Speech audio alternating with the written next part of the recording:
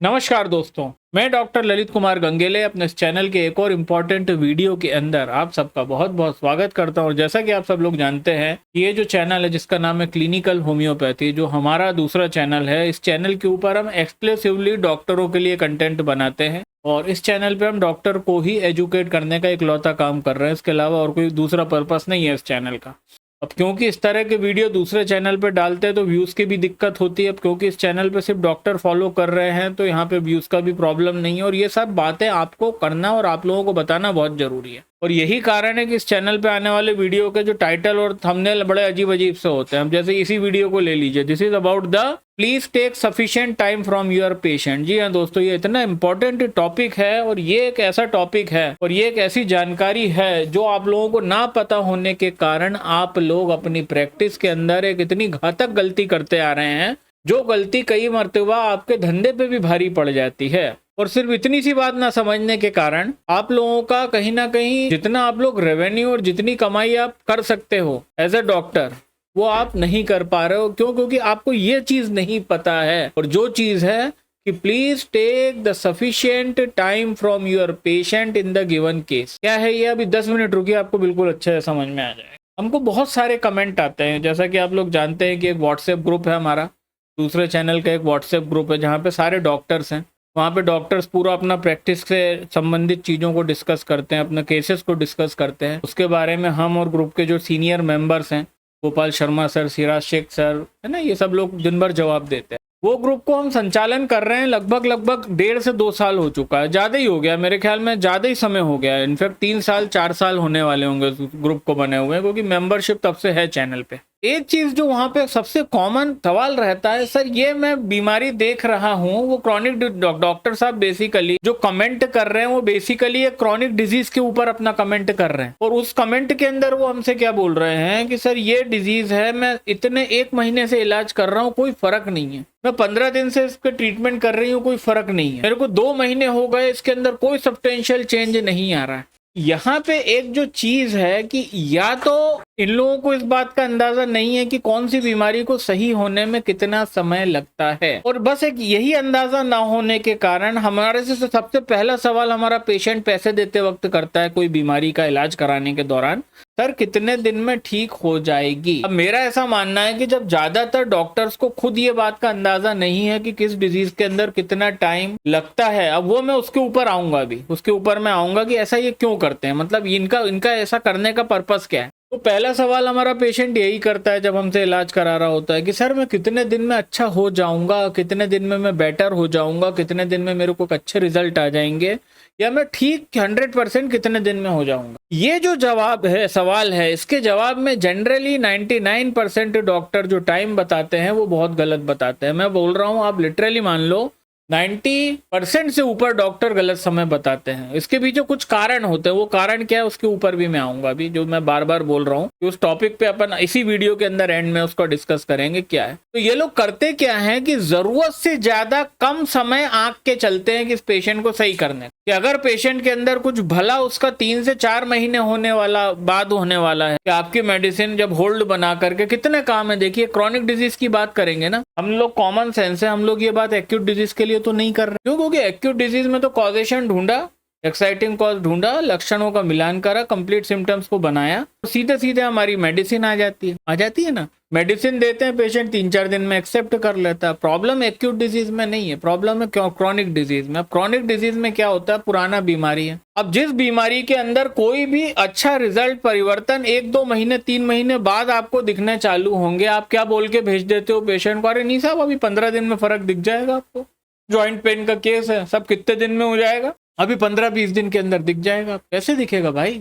1 महीने से 1.5 महीने तो होम्योपैथिक एग्रीवेशन पैदा कर पाओगे अगर तुमने अच्छी दवा दी उसको। तो अगर आपने मेडिसिन सही दी है तब जाकर के मान के चलिए कि 1 से 1.5 महीने या 2 महीने बाद इसका होम्योपैथिक एग्रीवेशन का पीक आएगा। वो भी आपने अगर सही मेडिसिन दी, क्योंकि होम्योपैथिक एग्रीवेशन होगा कब? जब होगा जब आप बहुत अप्रोप्रिएट मेडिसिन, अप्रोप्रिएट पोटेंसी में, अप्रोप्रिएट रिपीटेशन के साथ दोगे पेशेंट को, तब जाकर के 1 से 1.5 महीने में बॉडी मेडिसिन को एक्सेप्ट करेगी, आर्टिफिशियल डिजीज बनाएगी बॉडी के अंदर जो मेडिसिन से बना होगा, उसके बाद इसके अंदर आएगी 1.5 से 2 महीने बाद एग्रेवेशन का पीक आएगा। तो उसका तो होम्योपैथिक एग्रेवेशन का डिसाइडेड टाइम ही 1.5-2 महीने बाद आने वाला है। आप इसको क्या बोल के बैठे हुए हो, आप बोल के बैठे हुए तेरे को 15 दिन में रिलीफ मिल जाएगा। और इसलिए ये वीडियो मैं बना रहा हूं कि take sufficient time from your patient. भाई अंड बंड उल टाइम मत दो आप उसको, क्योंकि ऐसे में आपका एक क्लिनिकल एक्सपीरियंस का बहुत बड़ा नुकसान हो रहा है। एक रिसर्च मेरी बताती है और कुछ रिसर्च कुछ लोगों ने करी कि ज्यादातर डॉक्टरों को क्रॉनिक डिजीज के अंदर उतने अच्छे एक्सपीरियंसेस नहीं है। क्यों? क्योंकि आपके पास एक्यूट डिजीज तो आप चलो रो धो के संभाल ले रहे हो। होम्योपैथी का जो नाम हुआ था, प्रचार प्रसार हुआ था, वो क्रॉनिक डिजीज की थेरेपी के रूप में हुआ था कि साहब इसमें क्रॉनिक डिजीज परमानेंट सही होती है। अब होता क्या है, परमानेंट सही होगी पर भाई उसमें तो टाइम लगेगा ना। आप लोग अंडे बंडे टाइम देते हो, फलस्वरूप पेशेंट आपके पास से भाग जाते हैं, डेस्परेट होके पेशेंट भाग जाता है। आज का पेशेंट वैसे भी जरूरत से ज्यादा ही डेस्परेट है। एलोपैथों से और मॉडर्न मेडिसिन से लूटा पिटा, हर तरीके से उसका एक्सटॉर्शन हुआ, फाइनेंशियली उसको एक्सटॉर्ट किया गया, शारीरिक रूप से वो साइड इफेक्ट भुगत रहा है, वो डेस्परेट हो जाता है। अच्छा, एक होम्योपैथ के पास आता है तो वो सबसे अटमोस्ट डेस्परेट कंडीशन में आता है। समझिए आप मेरी बात, कि जब वो अपने पहले डॉक्टर के पास गया था, यही कोई स्किन डिजीज होगी, सोरियासिस का एग्जांपल ले लेते हैं, क्रॉनिक एक्जिमा का एग्जांपल ले लेते हैं, ऑस्टियोआर्थराइटिस का एग्जांपल ले लेते हैं। जब ये बीमारी शुरू हुई थी और जब वो अपने डॉक्टर के पास गया था, अब वो उतना डेस्परेट नहीं था भाई, वो सब्र रख सकता था, वो मतलब बहुत अच्छी कंडीशन में था कि वो पैसे भी खर्च करने को तैयार था, वो दर्द झेलने को भी तैयार था, है ना, वो कॉम्प्रोमाइज करने को तैयार था, वो सब्र रखने को तैयार था, है ना, वो होम्योपैथिक एग्रेवेशन झेलने को तैयार था, बीमारी झेलने को तैयार था, वेट करने को तैयार था। बट आप समझो आप होम्योपैथ हो, आपके पास वो आया सबसे लास्ट में, जब उसके लिए दुनिया खत्म हो गई। एलोपैथी में उसको कोई उम्मीद नहीं बची। हो सकता है आपके पास आने के पहले 2-4 होम्योपैथों से भी मिल लिया हो अपने 15 साल के इतिहास, फिर आपका नंबर लगा। अब आप देखो, अब आपके पास आया ना, अब वो डेस्परेट कंडीशन में है। अब वो मतलब बिल्कुल वो आपसे मतलब बात भी लिमिटेड कर रहा है, वो इतना ज्यादा झुंझलाया हुआ है कि अगर आपने उसको ज्यादा पोक करा ना तो उसका आउटबस्ट हो जाएगा एंगर आपके सामने। आपने देखे होंगे ऐसे कई पेशेंट। ज्यादातर क्रॉनिक डिजीज में patient are not in the very good mental health, उनकी मेंटल हेल्थ बहुत वैसी हो जाती है, वो इतने अधीर हो जाते हैं कि वो साहब आप तो सही जल्दी सही कर दो। अब आप क्या कर रहे हो एग्जैक्टली आप कर क्या रहे हो? आप बस ये कर रहे हैं भाई साहब कि आप उसको उलझुल टाइम देते फिर रहे हैं। जिस चीज के अंदर पहला अच्छा मूवमेंट आने में, अच्छा रिलीफ मिलने में 2-3 महीने लगने वाले हैं, ऐसे केस के अंदर आप उसको 15 से 20 दिन टाइम देते फिर रहे हैं। क्रॉनिक डिजीज जो है, मैं कुछ यहाँ पे एग्जांपल दूंगा कि जो क्रॉनिक रूमेटिज्म होता है, RA फैक्टर जिसमें पॉजिटिव होता है, रूमेटॉइड अर्थराइटिस की मैं बात कर रहा हूँ, मिनिमम 1.5 साल का इलाज आप करोगे तब जाके वो 60-70% सही होगा। और एक और चीज समझ लो, कोई भी बीमारी 100% क्योर नहीं होती। दूसरा वीडियो अभी रिकॉर्ड होने वाला है ना, अभी रिकॉर्ड करना है मेरे को कि you should redefine the cure. Cure की परिभाषा अलग हो गई है भाई। क्योर की परिभाषा हम मोटी बुद्धि से एक ही समझते हैं। क्या है हमारी मोटी बुद्धि? हमको ये लगता है सिर्फ 100% कोई बीमारी का खत्म हो जाना वही क्योर है। नहीं कर पाओगे। क्रॉनिक डिजीज में 100% क्योर नाम का कोई चीज नहीं होता इस दुनिया में। फिर वो अलग टॉपिक है, वो आएंगे। तो आप क्या कर रहे हैं? आप उलझुल टाइम देते फिर रहे हो। क्रॉनिक अर्थराइटिस में सिर्फ बीमारी 70% ठीक हो पाएगा पेशेंट। 70 ज्यादा से ज्यादा 75-80, 20% बीमारी के साथ ही मरेगा पेशेंट। ये लिख लेना। अगर आप सोच रहे हो ऑस्टियोआर्थराइटिस आप 100% क्योर कर दोगे, ज्यादा क्योर नहीं कर पाओगे भाई साहब। ऑस्टियोआर्थराइटिस में पेन अगर रिलीफ अगर आप 60% भी प्रॉब्लम सॉल्व कर देते हो तो कम से कम पेशेंट का जॉइंट रिप्लेसमेंट बच जाएगा। पेशेंट बिस्तर पे बैठे बैठे, व्हीलचेयर पे बैठे बैठे, वॉकर से चलते चलते अपनी पूरी जिंदगी बिता लेगा। अगर आप क्रॉनिक सोरियासिस में सोच रहे हो कि मैं पेशेंट को सही कर दूंगा, बिल्कुल सही कर दोगे, पर 3 साल से ज्यादा का टाइम लग सकता है। It will going to take 3 year. इसलिए मैं क्रॉनिक डिजीज में समय बता रहा हूं आपको कि सोरियासिस का इलाज 2.5 से 3 साल चलता है। ऑस्टियोआर्थराइटिस का इलाज 1.5 से 2 साल चलता है। क्रॉनिक अर्थराइटिस का इलाज 1.5 से 2 साल चलता है। एक्जिमा का इलाज 1-1.25 साल चलता है। कोई अगर बहुत पुराना स्किन डिजीज है ना, हैंड एक्जिमा वगैरह हो जाते हैं, 8-8 महीने साल भर तक इलाज चलते हैं। फिशर का इलाज 6 महीने करना पड़ता है अगर पेशेंट परहेज करेगा तो। अगर पेशेंट परहेज नहीं करेगा, तुम साल भर फिशर का इलाज करते रहोगे। 3 महीने इलाज करके तुम पेशेंट को 3 महीने के लिए ठीक करोगे, फिर वो पार्टी उड़ाएगा, फिर उसका टड़क जाएगा वहां पे फिशर से, उसको दरार पड़ जाएगी एनल फिशर में, उसको फिर ब्लीडिंग और पेन होने लगेगा। तो मेरा ये कहना है, यहाँ पे ये चीज समझने की, वीडियो बनाने का पर्पस है कि please take sufficient time from your patient regarding his treatment and his disease.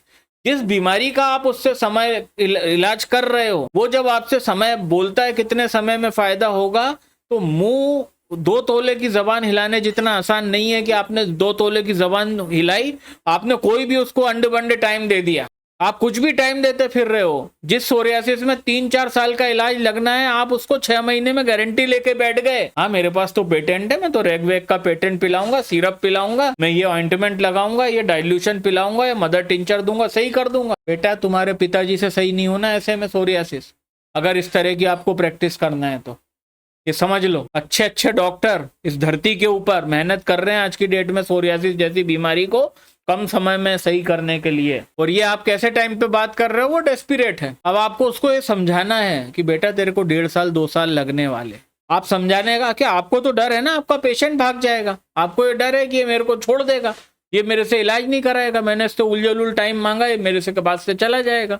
आप इस डर में मरे जा रहे हो। अल्टीमेटली आप ये नहीं समझ सकते कि अगर आप उससे सिर्फ 6 महीने कमाने का सोच के इलाज चालू कर रहे थे तो आप कितने बड़े बेवकूफ। आप इसलिए बेवकूफ हो कि आप सोने की अंडे देने वाली मुर्गी को काटने की बात कर रहे हो। आप गलत टाइम दे रहे हो सिर्फ डेस्पिरेशन में कि अगर मैंने इससे ज्यादा टाइम, उसको समझाइए, उसको ये समझाओ कि कोई ना कोई कारण है, आप 15 साल 10 साल से घूम रहे हो तो बीमारी में दम है भाई साहब। अगर बीमारी में दम था तब तो 15 साल लग गए, आपने इतने लाख रुपए खर्च कर दिए, इतने बेस्ट डॉक्टरों को आप दिखा चुके हो एलोपैथी में, कुछ तो है बीमारी में। इसको समझाइए, समझेगा पेशेंट, पेशेंट के पास दिमाग है, पेशेंट समझता है चीजें, आप लोग समझाना नहीं चाहते। र्यूमेटिज्म में आप बोल रहे हो 3 महीने में मैं आपको 90% सही कर दूंगा। अरे आपके पिताजी का राज चल रहा है क्या? कि आप साक्षात हैनीमैन की औलाद हैं, आप नहीं हो, आप उसकी औलाद, आप नहीं कर पाएंगे इसको ठीक। इसलिए ये वीडियो बना रहा हूं कि सफिशिएंट टाइम मांगिए पेशेंट, क्योंकि ऐसे में आपकी प्रैक्टिस के अंदर एक बहुत बड़ी हानि हो रही है कि आपकी over the period of time आपकी जो इमेज हो जाएगी ना, आपकी image as a acute disease deal करने वाले की हो जाएगी। फिर माफ करिएगा, आपके अंदर और एक झोला छाप में फर्क नहीं पड़ेगा। झोला छाप एक सीजन में ही काम करता है कि सीजन में बुखार, उल्टी, दस्त, सर्दी, जुकाम, खांसी चलता है, झोला छाप का धंधा चलता है, आपका भी वैसा ही चल रहा है। क्यों? आपके पास क्रॉनिक क्लाइंट है ही नहीं। क्यों नहीं है क्रॉनिक क्लाइंट? क्योंकि आप क्रॉनिक क्लाइंट को आप डील करना नहीं जानते, आप क्रॉनिक क्लाइंट को टाइम देना नहीं जानते, आप मुंह उठा के उल जलूल टाइम दिए पड़े हो लोगों को। इसलिए मैंने ये वीडियो बनाया कि सोच समझ के, मैंने एक आपको टाइम बता दिया। मैं यहाँ पे 10-12 बीमारी की लिस्ट बना दे रहा हूँ आपको, मैं बोल के बता रहा हूँ, आप चाहो तो कागज पेन पे नोट कर लो उस बीमारी में कितना टाइम लगेगा। क्रॉनिक एक्जिमा मिनिमम 1 से 2 साल लगेंगे ठीक होने में। क्रॉनिक सोरियासिस है सुपर क्रॉनिक, 10, 15, 20 साल पुराना, 2 से 3 साल लगेंगे ठीक होने। अर्थराइटिस की समस्या है, साल भर मिनिमम ट्रीटमेंट करना पड़ेगा, मैक्सिमम 1.5-2 साल भी जा सकता है, ठीक है। ऑस्टियोआर्थराइटिस है, 1.5-2 साल आपको इलाज करना पड़ेगा। पीसीओडी, पीसीओएस, एक लड़की है जिसका पीरियड ही नहीं आ रहा बिना दवाओं के, आप भी बहुत मेहनत से उसका पीरियड ला पा रहे हो, मिनिमम 2-2.5 साल आप ट्रीटमेंट करोगे इस लड़की का लगातार, तब जाके इसके बॉडी से पीसीओएस अलग हो पाएगा। नहीं तो 2-3 साल के पहले आप भूल जाओ कि इस लड़की का आप कोई हार्मोनल डिसबैलेंस को वापस से बैलेंस कर पाओगे। इनफैक्ट अगर आप बात करो, ये तो चलिए छोड़िए, हेयर फॉल जैसी प्रॉब्लम बिल्कुल आम प्रॉब्लम है। हेयर फॉल के अंदर 1-2 साल के इलाज लग जाते हैं, तब जाके ठीक होता है। एलोपेशिया एरियाटा मिनिमम 3 से 4 साल इलाज करना है।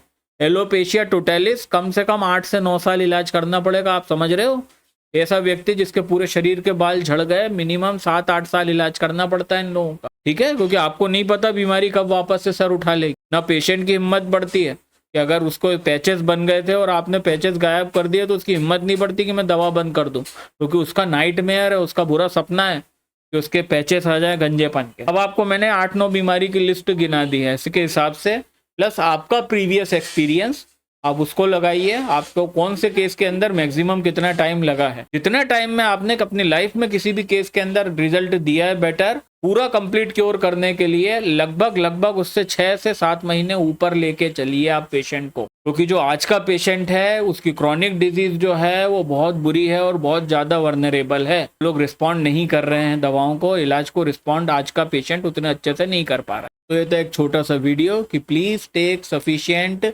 Time to treat a patient from the patient. जब आप इलाज कर रहे हो सफिशिएंट टाइम लो, उससे सफिशिएंट टाइम लोगे तो कम से कम आपकी बात झूठी नहीं पड़ेगी।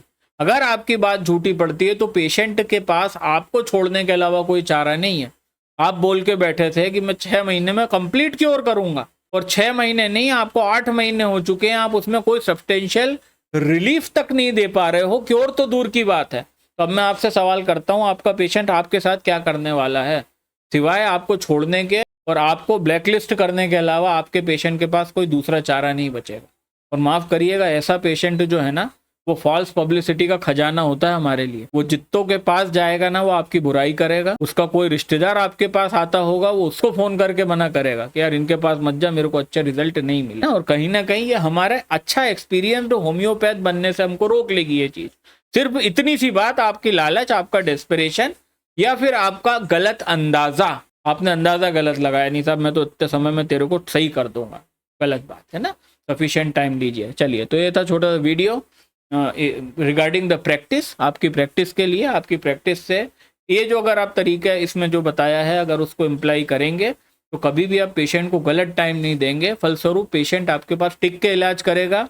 वो जितना टिक के कॉपरेट करके इलाज करेगा, आप रिजल्ट उतने बेटर दे पाओगे, उसके सही होने के चांसेस उतने ज़्यादा होंगे। और वो ऐसे असाध्य जटिल रोग में अगर आपने उसको ठीक कर दिया, या ऐसे 100 भी लोग ठीक कर दिए, तो ये 100 लोग आपके पास 1000 मरीजों की लाइन लगाने की दम रखते हैं। इसी तरह के किसी और वीडियो में आपसे मुलाकात होती है आने वाले हफ्ते में। तब तक के लिए अपना बहुत ख्याल रखिएगा। नमस्कार।